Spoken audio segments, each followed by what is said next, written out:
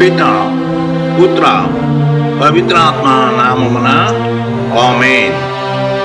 క్రీస్తునాథుని యందు మిక్కిలి ప్రేమగల ప్రియమైన సహోదరి సహోదరులారా, ఈరోజు మనము 32వ సామాన్య ఆదివారంలోనికి ప్రవేశించి ఉన్నాం. ఈనాటి ముఖ్య అంశం ఏమిటంటే దేవుని ఆలయము భక్తుల హృదయమే అనేటువంటి అంశాన్ని మనము ధ్యానిస్తున్నాం. అదేవిధముగా ఈరోజు మనము లతరేను మహా ఆలయ అంకితోత్సవాన్ని కూడా కొనియాడుతూ ఉన్నాం. పునీత పీటర్ గారు మరి నివాసంగా మనం దాన్ని గమనించాలి. అలాగే ఈరోజు ముఖ్య అంశాలను ధ్యానించే ముందు ఈనాటి ముఖ్య పఠనాలను మనం చూసినట్లయితే, మొదటి పట్టణము యెజెకయేలు గ్రంథము 47వ అధ్యాయము 1 నుండి 2 వచనాలు మరియు 8 నుండి 9 వచనాలు మరియు 12వ వచనము. రెండవ పట్టణాన్ని పునీత పౌలు గారు కొరింథీయులకు రాసిన మొదటి లేఖ 3వ అధ్యాయము 9 నుండి 11 వచనాలు మరియు 16-17 వచనాలు. ఇక మూడో పట్టణాన్ని పునీత యోహాను గారు రాసిన శుభవార్త 2వ అధ్యాయము 13 నుండి 22 వచనాలని మనము ధ్యానిస్తూ ఉన్నాం. పిత పుత్ర పవిత్రాత్మ నామమున ఆమేన్. ప్రియ సహోదరి సహోదరులారా, దేవుని ఆలయం అంటే దేవుడు ఉండే స్థలము, దేవుడు అంతటా ఉన్నాడు అని మనం విశ్వాసము. ఆయన మన హృదయ నివాసి, మన హృదయాల్లో ఉన్నాడు. మనమే దేవుని ఆలయం, మనతే ఉండేవాడే దేవుడు. కాబట్టి దైవ సాన్నిధ్యాన్ని అనుభూతి చెందడానికి మనం నిర్మించుకున్నటువంటి ఈ భౌతిక ఆలయాలు, ఈ భౌతిక శరీరాలు మన జీవితానికి ఐక్యతగా చిహ్నంగా ఉంది. ఈరోజు మనము లాటరన్ మహాదేవాలయ ప్రతిష్టోత్సవాన్ని కొనియాడుచూ ఉన్నాం. ఈ ఆలయం స్థానికంగా మన మధ్య ఉన్న ఆలయాల యొక్క విశిష్టతని వివరిస్తూ ఉన్నది. నా ఆలయము అన్ని జాతులకు ప్రార్థనాలయము అనబడునని పునీత మార్కు గారు 11వ అధ్యాయం 17వ వచనంలో ప్రభువు పలికిన పలుకులను మనకు గుర్తు చేస్తూ ఉన్నారు. దివ్య తేజస్సు ఆలయంలో ప్రకాశించడం వలన ఆలయంలో ప్రవేశించే ప్రతి ఒక్కరి హృదయాలు దేవుని దివ్య తేజస్సుతో ప్రకాశిస్తాయి. ఆలయ సన్నిధిలోనే నెమ్మది, శాంతి, స్వస్థత పొందుకుంటాం. ఒక్కొక్క దేవాలయానికి ఒక్కొక్క విశిష్టత ఉంటూ ఉన్నది.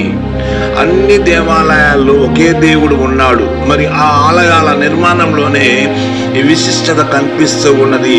ప్రియ సహోదరి సహోదరులారా, శ్రీసభ తొలినాళ్ళలో అనేక వేద హింసలు విపరీతంగా ఉండేవి. ప్రార్థనకు ఒక ప్రత్యేక ప్రదేశంలో గుమికూడడం కష్టంగా ఉండేది.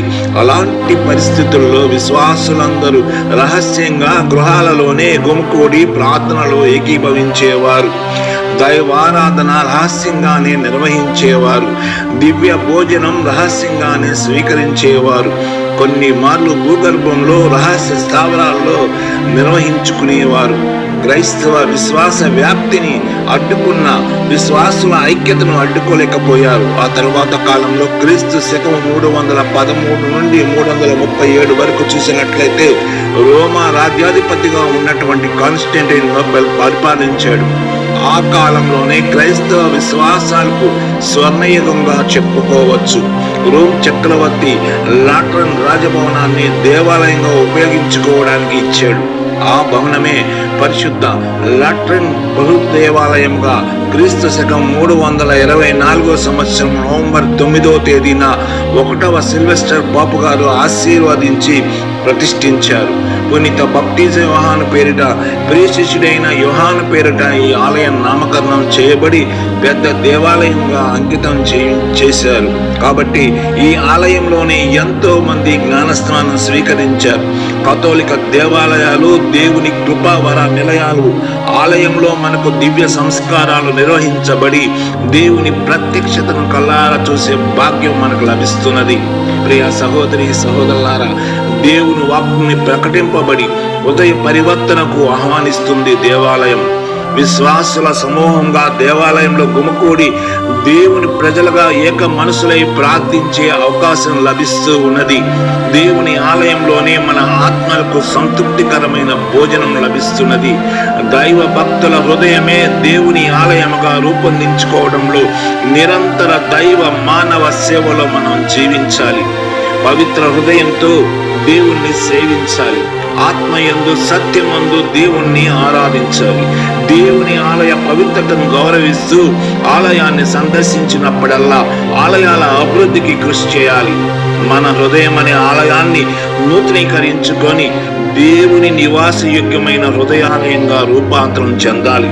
ప్రియ సహోదరి సహోదరులారా, దేవుని ఆలయాన్ని అంటిపెట్టుకుని జీవించబడి, దేవుని ఆలయం అంటే రాళ్లతో కట్టడం కాదు, ఆత్మయందు సత్యమందు దేవుని ఆరాధించే ప్రజలు, దేవుని నివాసమే ఆయన ఆలయము. దేవుడు తన ప్రజల మధ్య నివసిస్తున్నాడు కనుక మనము ఆయనని అంటిపెట్టుకొని జీవించాలి. అదేవిధంగా మనకు శ్రేయస్కరం. ఈ లోకంలో దైవ ప్రజలందరూ క్రీస్తుని పోలి జీవించడమే దేవుని ఆలయాలుగా రూపొందించబడటం. మనమే దేవుని ఆలయాలుగా మారాలి. అప్పుడే నిజమైన రూపాంతరం చెందినటువంటి మన జీవితము ఒక దేవుని ఆలయంగా ప్రతిబింబిస్తుంది. ప్రియా సహోదరి సహోదరులారా, ఇకపోతే దేవుని ప్రేమని మనం నూతనీకరించాలి.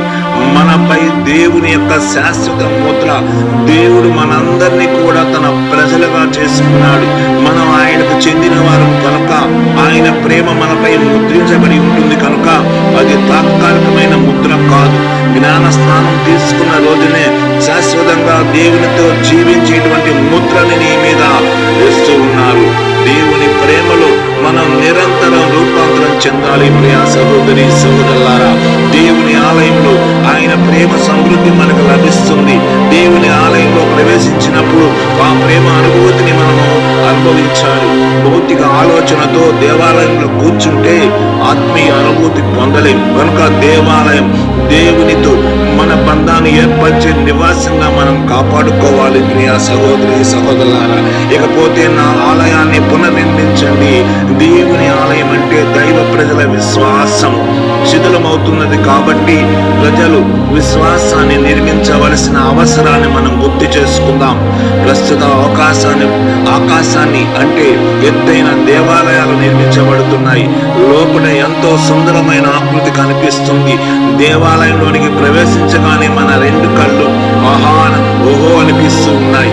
ఇదంతా బాహ్య సౌందర్యమే. దేవుడు మన నుండి ఆశించే సౌందర్యవంతమైన జీవితం లోపించినప్పుడు కేవలం బాహ్య అందాలకే మన జీవితం పరిమితం చేసుకుంటున్నాం. ప్రస్తుత ప్రపంచంలో మనం నిర్మించవలసినటువంటి కొత్త ఆలయం మన హృదయాలే. విశ్వాసం ఎంత బలహీనంగా ఉందో దేవుని సహవాసం అంత బలహీనపడుతుందని మనం గ్రహించాలి. ప్రియా సహోదరి సహోదరులారా, అందువలన దేవుని ఆలయాన్ని పునర్నిర్మించడం అంటే కేవలం వివిధ పండుగలను పురస్కరించుకొని ఆలయ కట్టడాలను సుందరీకరించడం కాదు, కానీ ప్రజల విశ్వాసాన్ని పునర్నిర్మించడం, దైవ కార్యంగా మనం దాన్ని భావించాలి. ప్రియ సహోదరి సహోదరులారా, ఇకపోతే నా ఆలయము ప్రార్థన ఆలయం అని ప్రభు చెప్తూ ఉన్నాడు. యేసు యెరూషలేము దేవాలయంలోకి వెళ్ళాడు. అక్కడ దేవాలయంలోనే ప్రజలు వ్యాపారం చేస్తున్నారు. ప్రభు హృదయం బాధతో నిండిపోయింది. నా ఆలయము ప్రార్థన ఆలయం అని పిలువబడుతుంది, దానిని మీరు దొంగల గృహంగా వ్యాపార స్థలంగా మార్చకండి కోపంతో చెల్లాచెదరు చేశాడు ప్రభు. నేడు మన ఆలయాలు ఎలా ఉంది? వ్యాపారమా, వ్యవహారమా? ఇలాగే మన బంధాలు ఉన్నాయా? ఆలయం ప్రార్థనాలయం అనే తలుపు లోపించినప్పుడు లౌకికమైన తలంపులు మనలో ఉంటాయి. ప్రార్థన లేని జీవితం దేవుని నివాసము కాదు. ప్రార్థన లేని సంఘం లౌకిక సంఘమే. ప్రార్థన లేని ఆలయం వ్యాపార స్థలమే. మన హృదయం అనే ఆలయాన్ని దొంగల గృహంగా చేయకూడదు. మన సంఘం అనే ఆలయాన్ని వ్యాపార స్థలంగా మార్చకూడదు. పవిత్రత లోపించినప్పుడు ప్రార్థన లోపిస్తుంది. ప్రార్థన లోపిస్తే దేవుని శక్తి కనిపించదు. దేవుని శక్తి లేక దైవ ప్రజలుగా మనము జీవించలేమని గుర్తుపెట్టుకోవాలి. ప్రియా సహోదరి సహోదరులారా, ఇకపోతే దేవుని ఆలయమే దైవ ప్రజల సంపద అని మనం గుర్తెరగాలి. లోకంలో అందరూ వివిధ రకాలైన సంపదలకై ఆరాటపడుతున్నారు. దైవ ప్రజలకు దేవుని ఆలయమే సంపదగా ఉండాలి. ఇతర విషయాలపై శ్రద్ధ పెరిగినప్పుడు దేవునిపై మనకు ఉండవలసిన శ్రద్ధ పడిపోతూ ఉన్నది. అందువలన స్వర్గ సంపదలను ఆశించేవారు దేవాలయం అనే సంపదగా భావించి దేవాలయం నుండి దేవుని వరాలు పొంది ఆత్మ సంతోషాన్ని పొందుకోవాలి. ప్రియ సహోదరి సహోదరులారా, ఇకపోతే ఆలయం పరిశుద్ధంగా ఉన్నదా అంటే యేసు యెరూషలేము దేవాలయాన్ని శుద్ధి చేశారు. అప్పుడప్పుడు మన ఆలయాన్ని అంటే మన ఆత్మని సంపూర్ణంగా శుద్ధి చేసుకోవడం అవసరం. మనలో ఎన్నో రకాల అపవిత్రమైనటువంటి మురికి పేరుకుపోయి ఉండటం వలన ప్రభుని చూడగలిగే పరిశుద్ధత మనకు లోపిస్తుంది. కేవలం ప్రార్థన గుమికూడే మన ప్రార్థన స్థలమే కాదు, ప్రభు కొలువై ఉండే మన హృదయం కూడా పవిత్రంగా కాపాడుకోవాలి. ప్రభువుకు కోపం తెచ్చే విధంగా మన జీవితం ఉండకూడదు. మన పరిసరాలు పరిశుభ్రంగా ఉన్నట్లే అవసరమైతే మన జీవితాలను హెచ్చరించుకొని సరిదిద్దుకోవాలి. మన ఆత్మను పరిశుభ్రంగా ఉంచుకోవాలి. అందుకు గాను కన్య మరియ సహాయాన్ని మనం కోరుకోవాలి. మనలో ఎవరైనా మన ఆలయంలో అపవిత్రమైన పనులు జరుగుతున్నప్పుడు గద్దించాలి. తిరిగి పవిత్ర జీవితాన్ని ప్రారంభించాలి. ఇంకపోతే దేవునితో బంధం, దేవాలయంలో మన స్థానం ఏమిటి అని ప్రశ్నించుకుంటే దేవునితో ఆత్మీయ బంధం, మనకు రక్షణ. దేవాలయంలో మన స్థానాన్ని గౌరవించాలి, మన బాధ్యతలను నిర్వహించాలి. దేవుని ఆలయం అందరికీ ప్రవేశం ఉంటుంది కాబట్టి బాధ్యతలు ఎలా ఉన్నా బంధం దేవునితో ఒక్కటితో మాత్రమే ఉండాలి. దేవాలయంలో ఒకే లక్ష్యం మనకు ఉంటుంది, మనమంతా దేవుని కుటుంబము. ఆయనను ఆరాధించడం వల్ల ఆయన పిల్లలుగా మనం జీవిస్తున్నాం. దైవ సంఘమే దేవాలయము. మరి కనుక దైవ సంఘముతో అన్యోన్య బంధం కలిగి ఉండాలి. మనందరం కూడా సంఘ అభివృద్ధికి కృషి చేయాలి. మనందరం సంఘ కార్యకలాపాల్లో చురుగ్గా పాల్గొనాలి. సంఘ పవిత్రతను మనము కాపాడాలి. ప్రియ సహోదరి సహోదరులారా, ఈ విధంగా దేవాలయం అనేటువంటి మన ఆత్మను మన శరీరంలో ఉన్న ఒక భాగం అయినప్పటికీ ఈ ఆత్మ శరీరాలను పరిశుభ్రంగాను ఉంచుకోవాలి. అనుదినము మన శరీరాన్ని పరిశుభ్రంగా ఉంచుకోవడానికి స్నానం చేస్తున్నాం. అదే విధముగా మన ఆత్మ కూడా పరిశుద్ధంగా ఉన్నప్పుడే దివ్య ప్రసాదాన్ని స్వీకరించి ప్రభుతో మన జీవితాన్ని ముడిపెట్టుకోవాలి. ఈ యొక్క చిన్న వాక్యము ద్వారా దేవుడు మనందరినీ పితా పుత్ర పవిత్రాత్మ నామమున దీవించి కాచి కాపాడును గాక. యొక్క వాక్యము ద్వారా అనేక మంది ఆత్మను రక్షించబడుటకు కావలసిన కృపను మనకు అనుగ్రహించును గాక.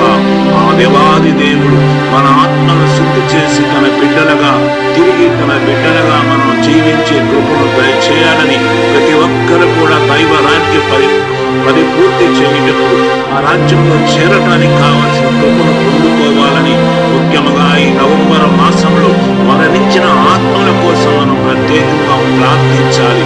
ఆ యొక్క ఆత్మలన్నీ కూడా దేవుని రాజ్యం వైపు వెళ్ళాలి.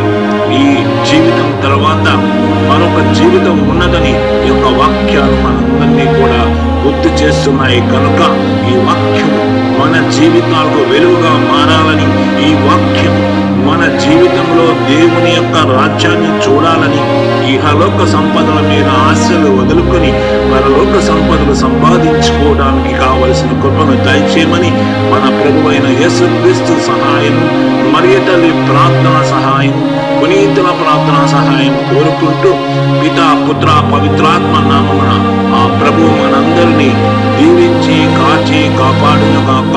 ఈ వీడియోని మీరు సబ్స్క్రైబ్ చేసి షేర్ చేయవలసిందిగా, అనేక మంది ఆత్మీయ వరాలు పొందుటకు కావలసిన కృపను పొందుకొనుటకు సహాయం చేయవలసిందిగా కోరుతున్నాను.